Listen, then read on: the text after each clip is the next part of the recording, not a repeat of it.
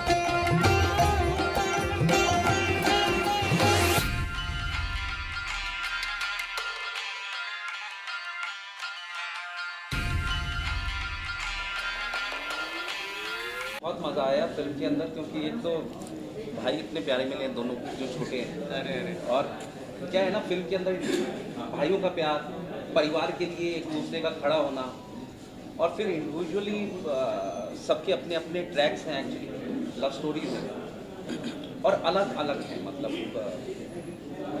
तो मुझे तो आज रियली एंजॉय।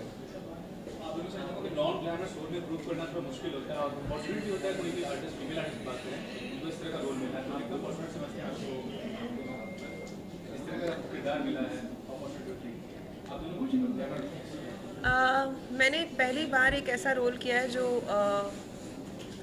एक किरदार किया है जो गांव से बिलोंग करती है लड़की, और कॉस्ट्यूम्स उस रोल को सोचकर बनवाए गए थे। तो हाँ, थोड़ा डिफरेंट तो होता है because I am very urban. Television में भी काफ़ी अर्बन कपड़े पहने हैं, लुक भी काफ़ी ग्लैमरस रहा है, तो इट वाज वेरी डिफरेंट। मुश्किल तो नहीं होता, थोड़ा रियल होता है, अच्छा लगता है। मुझे लगता है कि इंडियन लड़कियाँ साड़ी और सूट्स में बहुत सुंदर लगती हैं, तो मुझे खुद को देख के अच्छा लगता था जब मैं अपने गेटअप में आती थी और पूरे कॉस्ट्यूम में रेडी होती थी और लुक रेडी होता था, मुझे खुद को देख के बहुत अच्छा लगता था। I think it's always interesting to keep it real, चाहे रियल लाइफ में हो या रील पे भी हो। और मुझे नहीं पता ये नॉन ग्लैमरस है एग्जैक्टली मेरा कैरेक्टर या ग्लैमरस है, ग्लैमरस तो नहीं है बट नॉन ग्लैमरस है या नहीं है, बट मुझे लगता है बहुत इंटरेस्टिंग है। और वो उसका कैरेक्टर उसके कपड़ों से भी दिखाई देता है कि थोड़ी अलग टाइप की लड़की है, टेढ़ी मेढ़ी, और वो आपको फिल्म के देखने के बाद ही पता चलेगा what I am trying to से।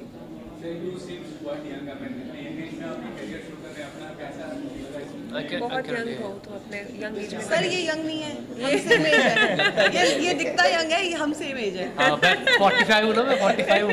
45? हाँ, आप क्या बोल रहे हैं? सर हम सेम एज है। Question cancel. बेनिफिट डेफिनेटली होता है। पहली बात तो जब तक मैं रॉबी जितना यंग लगूंगा, रॉबी भी यंग है, मैं भी यंग हूँ थोड़ा अलग टाइप से, तो मेरे पास अभी और बहुत टाइम है कि मैं इस एज ग्रुप में 18, 20, 21 वाले एज ग्रुप में और बहुत सारे कैरेक्टर्स प्ले कर सकता हूँ। तो हाँ, ये डेफिनेटली एक फ़ायदा है ऑब्वियसली। और क्या ग्रेजुएशन के एग्जाम भी दे सकता है? हाँ, साथ में डेफिनेटली पढ़ सकते हैं। सर आप तो पहले से रिकॉग्नाइज हैं, रेमंड मॉडलिंग कर चुके थे मेरे ब्रांड के लिए, तो वो कितना फायदेमंद होता है जब आप रिकॉग्नाइज रहते हैं, अगर प्रोजेक्ट के सब पहले से रिकॉग्नाइजेशन जो मिली आपको, वो कितना फायदेमंद है आपके लिए? सिर्फ फ़ायदेमंद कहीं ना कहीं थोड़ा बहुत तो होता ही होगा कि लोग थोड़ा बहुत जानने लगते हैं। आप या तो आप अपने इंडस्ट्री से लेके देख लो या नॉर्मल जितने भी लोग टीवी में देखते हैं या पोस्टर्स में देखते हैं कहीं भी, तो कहीं ना कहीं थोड़ा बहुत तो फ़ायदा रहता है। लेकिन जब आप ऑडिशन देते हो या अपना फिल्म के लिए कास्टिंग के लिए जाते हो, तो वहाँ पे ये आई डोंट थिंक सो ये आज के टाइम पे काम करता है। Is all about your talent. जैसे आपसे लास्ट क्वेश्चन है, कितना काम कर चुके हैं, टेलीविजन को फीमेल्स मीडियम करते हैं, फिल्म्स को मेल मीडियम, OTT प्लेटफॉर्म को जो चलन हुआ है, कैरेक्टर्स को वैल्यू कैसे लगी, कितना पॉजिटिव बात है एक्टर्स के लिए? देखिए, एक्टर्स के लिए तो काम होना चाहिए, वो चाहे कहीं पर, चाहे टेलीविजन हो, चाहे OTT प्लेटफॉर्म हो या फिल्में हो, अच्छे रोल्स हों, अच्छी कहानियाँ हों, वो OTT है, वो अच्छी बात है। मतलब और ज़्यादा अपॉर्चुनिटीज़ हैं एक्टर्स के लिए, तो which is very good. Thank you. हजम नहीं होती उससे। ये यंग थोड़ी है। आपसे जानना चाहूँगा जो किरदार आप निभा रहे हैं, थोड़ा सा अगर किरदार के बारे में हमारे ऑडियंस को बताइए और क्या प्रिपरेशन करनी पड़ी इस किरदार की? देखिए, कैरेक्टर का नाम महेंद्र है, ये सबसे बड़ा भाई है और कहीं ना कहीं पूरे परिवार का ख्याल रखता है, जिसमें ताऊ हैं, चाचा हैं, 2 छोटे भाई हैं और कहीं ना कहीं बड़ा जिम्मेदार आदमी है और तवज्जो सबसे ज़्यादा अपने परिवार को पहले देता है, उसके बाद अपनी ज़िंदगी की बाकी चीज़ें सेकेंडरी होती हैं। और कहीं ना कहीं वो कहानी के अंदर सूत्रधार है। इन दोनों की कहानियों के बीच में भी अगर सूत्रधार अगर बोलें तो यही कैरेक्टर है कहानी के अंदर। मैम, आप क्या कहना चाहेंगे किरदार के बारे में बताइए और क्या प्रिपरेशन करनी पड़ी? सर मुझे कास्ट किया था जोगी मलन सर ने, जो कि वैसे भी बहुत बड़े कास्टिंग डायरेक्टर हैं और वो वर्कशॉप भी लेते हैं। तो जब मेरी कास्टिंग हो रही थी तो मैं वहाँ पे गई और वहाँ पे हमारे डायरेक्टर थे, संदीप सर भी थे और अश्लेषा भी थी और 2-3 मेरे टेक लिए उन्होंने अपने हिसाब से। बट मेरा जो ऑडिशन था वो मेरे रोल के लिए नहीं था, वो इनके रोल के लिए था। बट क्योंकि डायरेक्टर का विजन होता है, उनको लगा होगा कि मैं इस कैरेक्टर से ज़्यादा इस कैरेक्टर में सूट होती हूँ, तो मुझे फिर वसूधा मिल गया और हमने वर्कशॉप्स की थी, हमने रीडिंग्स की थी। इतना डिफ़िकल्ट नहीं था वसुधा के शूज़ में पैर रखना, क्योंकि मैं दिल्ली से हूँ तो मुझे मोर और लेस पता ही होता है दिल्ली वालों को हरियाणा का कल्चर। बट क्योंकि वसुधा का कैरेक्टर ही बहुत इंटरेस्टिंग है और सर का जो नज़रिया है वो एग्जैक्टली वैसा समझ के वैसा डालना, वो एक टास्क था जो हमने शूट पे कर लिया अपना बेस्ट दे के। जैसे मैम ने बताया कि आपको भी पहले से पता था कि इनको जो है आपका जो किरदार है उनके लिए बुलाया गया? एक्चुअली मैंने मैं ये बोल सकती हूँ कि जब मैंने ये कहानी सुनी थी मेरे दिमाग में एक, क्योंकि मैं क्रिएटिव टीम का भी एक हिस्सा हूँ, कोई क्रेडिट नहीं मिला है लेकिन मैं हूँ तो मुझे मोनिका को जब मैंने देखा था मुझे यही चाहिए थी। जबकि जोगी सर ने बोला था कि ये जो रोल निभा रही है कॉलेज गर्ल का एक रोल निभा रही है, स्टूडेंट का रोल निभा रही है। We wanted someone who is very pretty, who has beautiful smile, good skin, looks beautiful.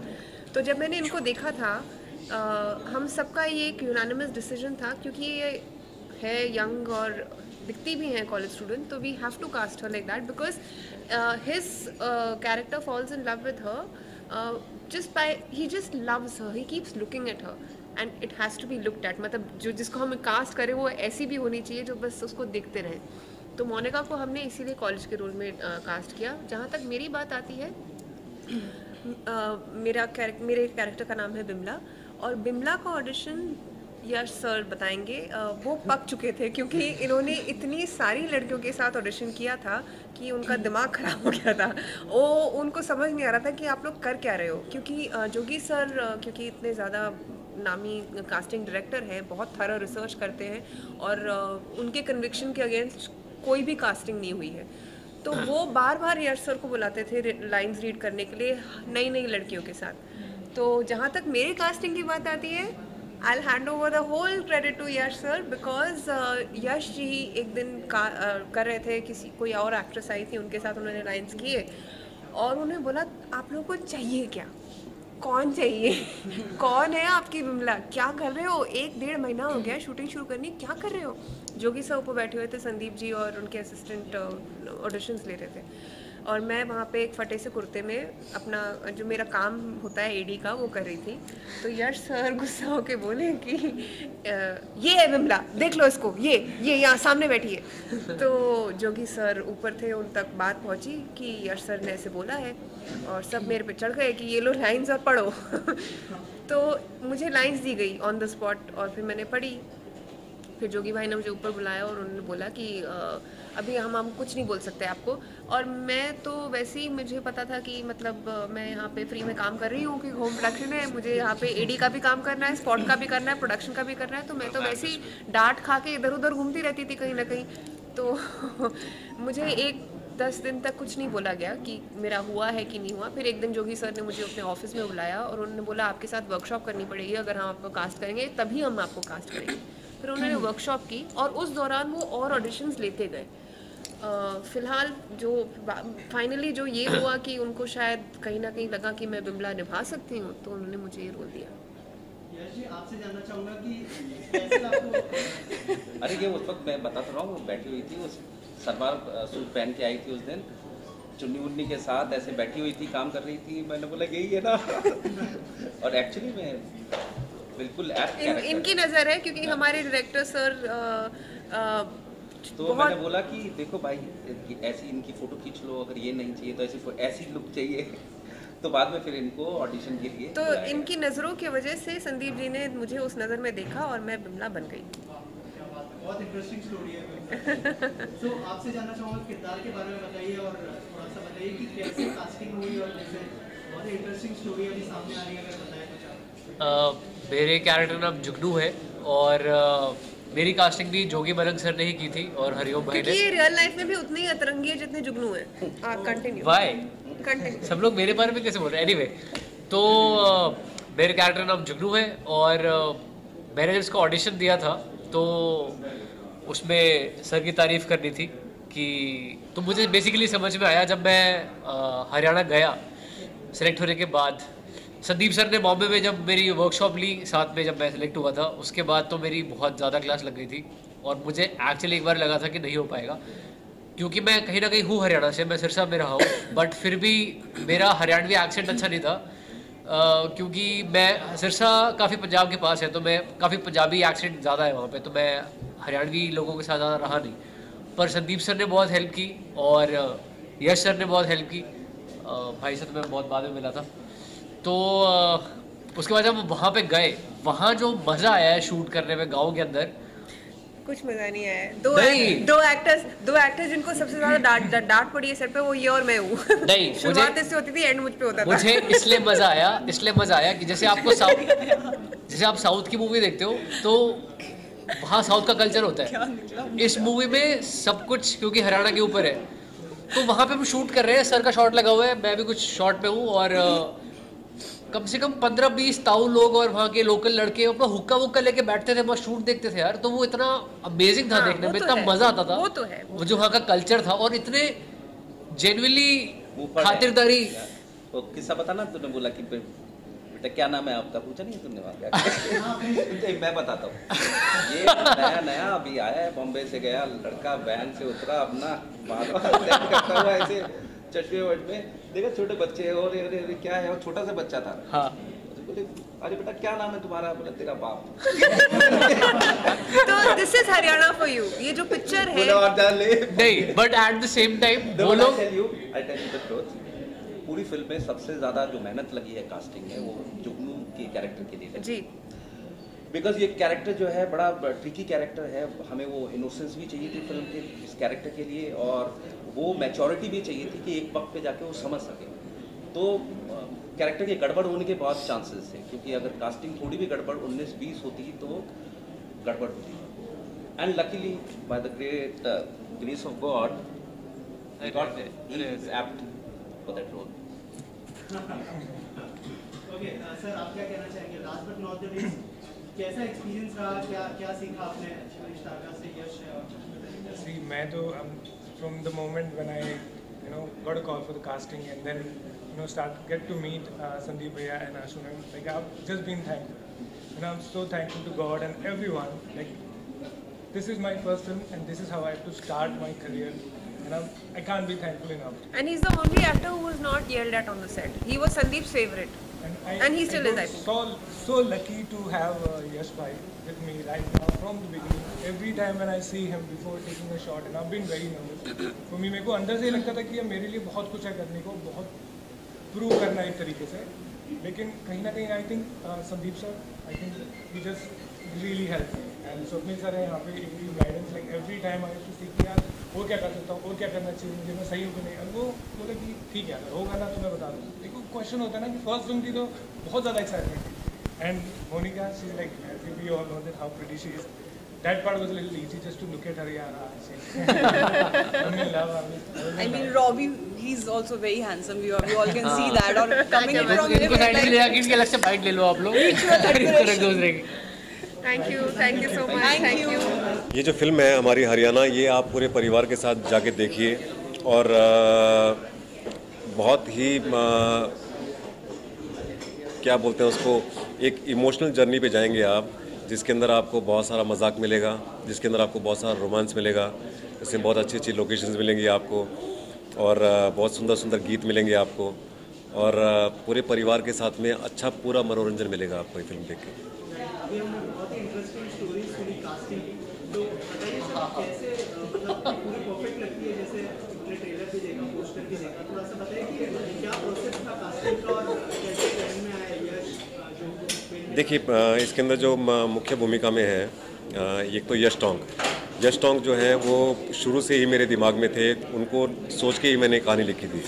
तो वो और उनको मेरे बहुत पुराने दोस्त हैं, तो मुझे पता था कि ये पूरा जस्टिफाई करेंगे कैरेक्टर, क्योंकि एक बहुत ही कमाल की पर्सनैलिटी के मालिक हैं यश टोंग।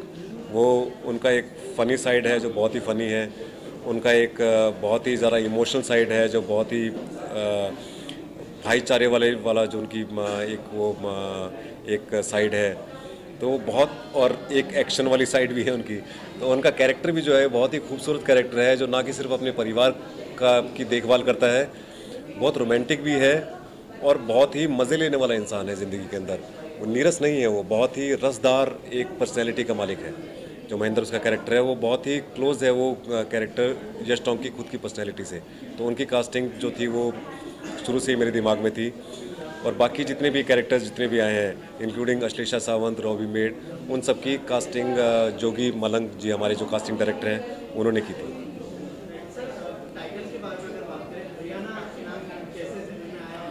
हरियाणा जब आप फिल्म देखेंगे ना, आप फिल्म देखने के बाद में आपके दिमाग में बाकी कैरेक्टर्स से पहले एक नाम आएगा हरियाणा, क्योंकि हरियाणा को आप काफ़ी तरीके से जानते हैं, पर हरियाणा का आपने ये रूप जो मजाकिया, जो केयरफ्री, जो एक रोमांटिक और जो वो साइड है वो हरियाणा की, और बहुत ही रियल साइड है वो हरियाणा की, क्योंकि वहाँ के लोग ऐसे ही मजाक करते हैं, ऐसे ही भाईचारा दिखाते हैं, ऐसे ही गीत गाते हैं, ऐसे ही बड़ी बड़ी समस्याओं का बड़ी मजाकिया ढंग से समाधान कर लेते हैं। तो वो एक साइड है जो हरियाणा की, वो मैं दिखाना चाह रहा हूँ। तो और ये बहुत रियल साइड है और तभी हमने सारी जितने भी किरदार हैं, जितने भी कैरेक्टर्स हैं, जितने भी वो सब ने हरियाणा से ही लिए, ताकि वो जो एक डायलेक्ट है वो पूरा आपको सुनने में मिलेगा, आपको नकली नहीं लगेगा वो। और कहानी वहाँ पे, कहानी जो है ये मैं सिर्फ हरियाणा की नहीं, क्योंकि हरियाणा के स्टेट की विचारधारा को दिखा रहे हैं, पर जो कहानी है वो मेरे ख्याल से हर इंसान को जो हिंदुस्तानी है हर कोई कनेक्ट करेगा उस कहानी से, क्योंकि ये कहानी जो है ये अपने प्रदेश से प्यार करने की कहानी है। बाहर की तरफ सिर्फ क्या बोलते हैं कि सिर्फ जैसे आजकल क्या है कि बड़े वेस्ट की तरफ बहुत लोग देखते हैं, वहाँ की कल्चर को बहुत प्रभावित होते हैं। तो ये जो कहानी है ये उन लोगों की कहानी है जो अपने प्रदेश पे गर्व करते हैं। They are very proud of who they are. They are proud of their language, they are proud of their friends, they are proud of themselves. तो ये और हरियाणा, बिकॉज मैं हरियाणा से हूँ, तो मैं ऐसे लोगों को जानता हूँ कि who are really proud of themselves, who are really proud of their state, who are really proud of their language, and so that's why the name Haryana.